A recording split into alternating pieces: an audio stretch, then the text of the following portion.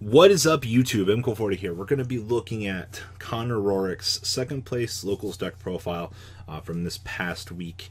I wanted to do this because we did have a new format tournament, and I think one of the important things going forward into the new format is having some sort of sense of what you can be playing and kind of give you a general feel for the meta. So we did have 15 players. He did finish second place, which is X1, losing to Goki's in the finals.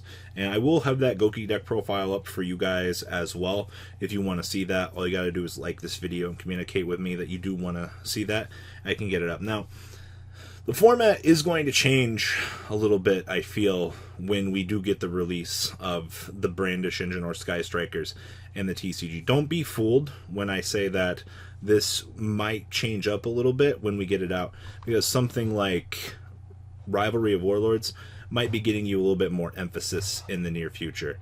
Keep that in mind. So one of the big things is understand your metagame, understand what will be happening in the future as the game of Yu-Gi-Oh! Evolves, because the game isn't very, it's not always going to be the same, but you know, things have to change.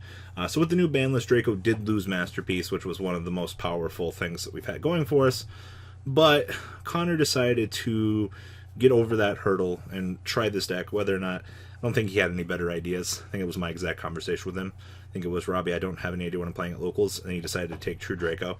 It's just kind of a joke. Amano Awano did not get banned, whether or not we're in a severe hand trap format or not. Amano Awano has been one of those most fantastic cards in the TCG.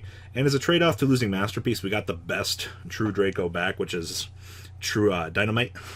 Being able to activate a trap card from your deck, these two, is absolutely amazing. Like, True Draco Apocalypse, just as an interrupting card, is super disgusting. They also freed off Ignis. Ignis being able to activate spell cards is also one of the most broken things that they could have done. I would argue, to a standpoint, that this deck did get a little bit better losing Masterpiece. And here's the thing. I did say that True Draco isn't as good as it once was. Being unaffected by key cards and being able to disrupt on the opponent's turn was the thing that this deck had going for it. And don't be fooled. I know Farfa was talking about that he didn't like this deck, what was it, as a rogue deck because of the floodgates it packs. It's very true, but in terms of like current competitive play and the things that this deck does, it still can do them, but it's just not on the appropriate scale. It's kind of like where Spirals were like post-ban list. They kind of just didn't know what the fuck they wanted to do. Like they were there, and like you knew that you should play against them, but at the end of the day, like they were still a very threatening deck to you. So all for all, it's one of those things that's like, understand your metagame and understand things like that. And also, what better deck besides Paleo and I think Cosmo can abuse card to demise?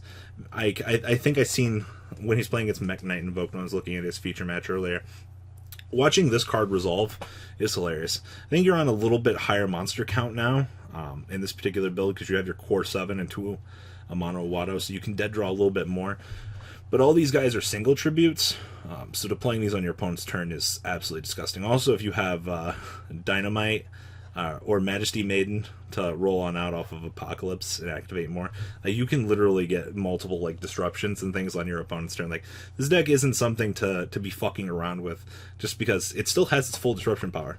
Now, one of the other things I was talking about, Monarch's Erupt is still fantastic, but once Shizuku and things roll out, you might be seeing these rotate out for cards like Rivalry of Warlords. You know, he's also prepared for his Altergeist matchup. No fucks allowed. I don't blame him for playing these. Let's dig into the deck profile, though. So, 2 Amano Awano, 1 Dynamite, triple Ignis, triple Majesty Maiden, and triple Card Demise, 2 Cosmic Cyclone, triple Desires, triple Dragonic Diagram, 2 Pot of Desires, triple Duality, triple Terraforming, and triple Heritage. Traps, 2 Impermanence, 1 Skill Drain, 2 Monarch's Erupt, triple Apocalypse, and 1 True King's Return. No extra deck, of course. Gotta meet the preconditioned requirements for our friend the Monarch's Erupt. A side deck, 1 Amano Awano, triple Ash Blossom, 2 Called by the Grave, 2 Forbidden Chalice, 1 Raigeki, triple Red Reboot, 2 Rivalry of Warlords, and 1 Solemn Judgment. One of the more interesting things that I think I'm seeing on this particular list, though, is the use of impermanence. If you kind of have them, you say fuck it, you kind of roll out. It is a hand trap, so That's definitely something that you can definitely take advantage of, giving yourself a little bit more advantage. I don't think the OCG ever really had a point where they had triple Dragonic Diagram being legal, but for the most part, this is a hand trap, so you can turn one, disrupt your opponent. You might even want to consider 3 of these in the main deck. Also, with moving forward into a Sky Striker format, you might want to consider pushing these out for Twin Twisters.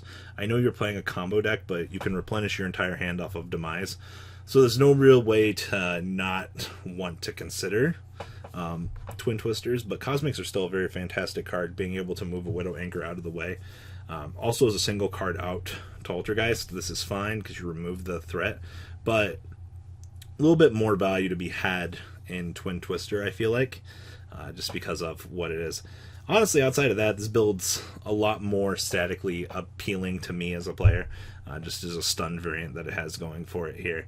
And we're going to shuffle up the hands here, kind of take a look at what was going on in Connor's day. Now remember, like I said, you're still playing the same degenerate bullshit that True Draco had going for it in the long run, because Card Demise is still legal, so understand when you're looking at some of these hands, though, what you're going to be looking at. We'll shuffle this thing up 5 times. 4, 5. Alright, so once again, this is probably your most basic hand. I would argue that... So you have a couple things you can do. You're obviously going to Terraforming for another draw card. You can actually probably activate the Heritage, go Dragonic Diagram, pop this off, grab the trap card, tribute the trap card for an Ignis, and roll out, and grab your spell card and make your attempt to draw 2.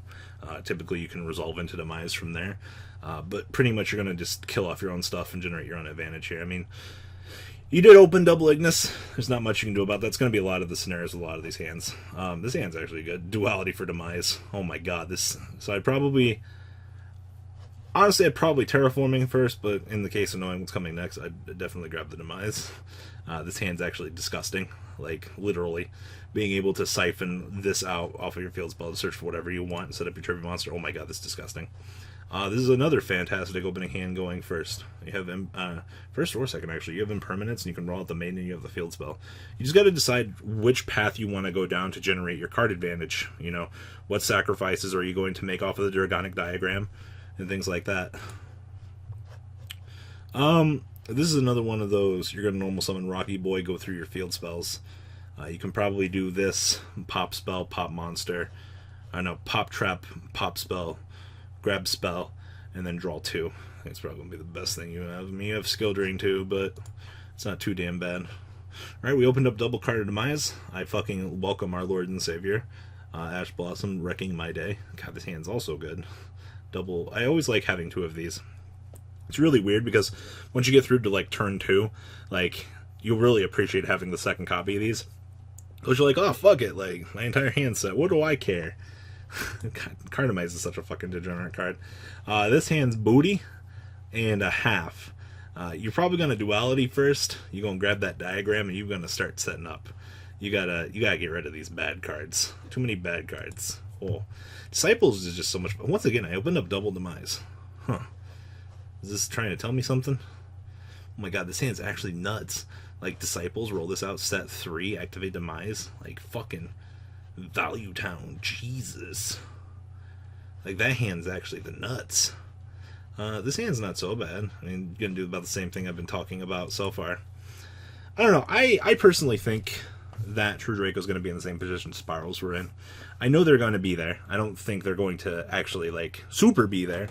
But this is going to be one of those, understand that this deck can show up. This deck can floodgate you out of your fucking mind and give you a particularly bad day. Because at the end of the day, much like any other Yu-Gi-Oh! Event or things like that, you know, you are playing possibly a regional. I could see this deck showing up at locals and just ruining days because people didn't side deck for this or anything like that. To see this top 32 of YCS, though, I don't think it's going to be the case.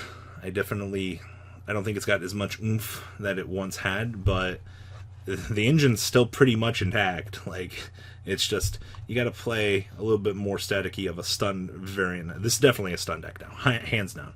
Everything that this deck has going for it, it's all stun, stun, stun. It's all recursion, recursion, recursion.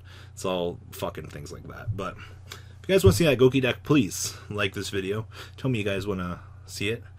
leave a comment down below. And honestly, guys, that's all I have for this deck. Congrats, Connor, on your second place. Might not mean a lot to a lot of people, but it's cool to see these things come up. Alright, guys, I'm out. Peace. The ride never ends, guys. Make sure you enable those notifications to get the latest videos that are being posted on this channel. Make sure you guys check out VanCole40 for my Cardfight Vanguard channel. And join me and House of Champions on the Zodiac Duelist TV Twitch stream. We'll be interacting with our audiences. And please check out No Limit Gaming and LGTCG.com for the cheapest trading cards on the market. Thanks for watching, guys, and please have a good day.